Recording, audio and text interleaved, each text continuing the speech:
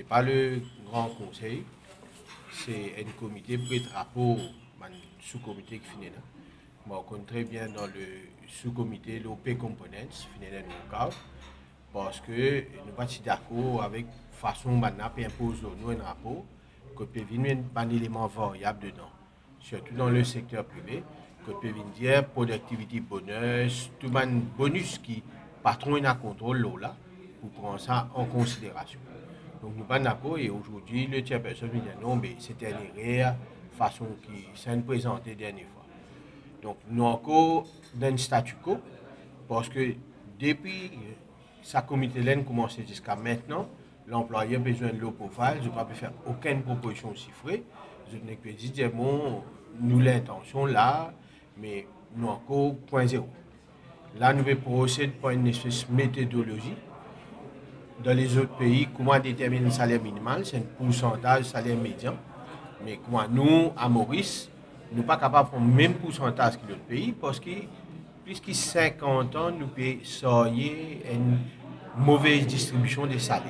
Donc, le salaire médian là même, pas pour refléter la réalité. Donc, ça, c'est l'élément qui implique beaucoup de discussions dans la comité là. Et nous attendons nous qui nous gagnent un rapport final, que tout le point qui nous soulevé, il refléter là-dedans. Parce qu'à ce jour, il y a beaucoup d'éléments, oui, quand le salaire minimal vient, qu'il fait ça pendant l'économie et autres, mais un effet bénéfique à nos sociétés, réduction du chômage des jeunes, pour stimuler l'économie domestique, pour augmenter le pouvoir d'achat du monde, tout ça là, il est pas oublié dans le rapport là. Il y a des facteurs qui nous prennent en considération pour dire que le gouvernement a besoin d'un salaire minimal qui pas en bas de 10 200 roupies. Premièrement, nous basons sur un pourcentage de médiane salarié, secteur privé, secteur public, qui a aujourd'hui de 12 600. Et nous prenons 80%, comme la loi demandait, une fraction, 80% de 12 600 qui fait 10 200. Ça N.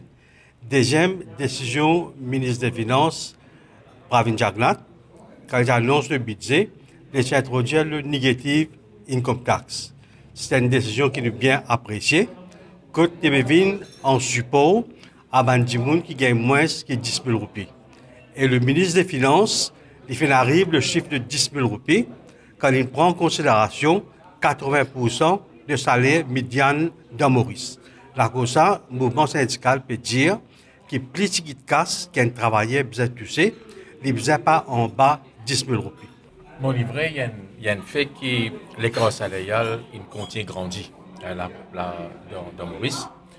Donc, quand le gouvernement passe la loi, il met une restriction de sa comité là. Il dit que le comité, le conseil, besoin faire une recommandation, un pourcentage de salaire médian. Ça veut dire déjà qu'il finit à de sa comité là, pour venir avec un salaire minimum qui est différent avec ce qu'on appelle un minimum living wage. Un living wage pour permettre à un monde de vivre décemment. Mais malheureusement, la loi, comme elle y était, il restreint justement pour voir sa comité là. Maintenant, laisse-moi aussi dire que l'élément qui de discorde jusqu'à maintenant, c'est que nous trouvons, comme si dirait, une tentative de la part d'un employeur pour dire salaire minimum qui est un pourcentage de salaire médian, maintenant pour mettre des autres éléments comme bonus productivité là-dedans, il n'est pas normal. Donc si vous commencez à mettre tous ces éléments-là, là par la suite vous dire le salaire minimum qu'il faut payer, déjà là, il pratique une certaine politique au niveau salarial, et l'employeur, il peut gagner partout. Nous travaillons là, nous discutons aussi, beaucoup de ça méthodologie là, comment nous avons le résultat là. Mais nous ne pouvons pas encore prendre une décision sur le quantum of the national minimum wage. Pour l'instant, je ne peux pas faire cause range là parce que le range est confidentiel au council. Il est confidentiel au council à ce stade. Et nous pouvons tout ça, pour venir dans nos rapports confidentiels, au petit peu content qui me dit aux affaires qui vous trouvent dans le rapport qui le gouvernement n'a pas encore prend comme event. Le rapport là est toujours prévu pour octobre. C'est-à-dire, nous disons, dès le départ, nous disons, nos programmes, c'est qu'il nous travaille pour qu'il y ait ce rapport-là d'un gouvernement en octobre, vers la fin octobre, pour qu'il soit capable d'implémenter nous souhaitons, le gouvernement va prendre la décision, réaliser le rapport là, accepter le rapport là, implémenter le rapport là, une autre date, mais nous souhaitons que le gouvernement implémente à partir du 1er janvier 2018. Personnellement, je pense que je suis satisfait de la contribution de tous les membres, de faire un travail idéal, discussion idéale.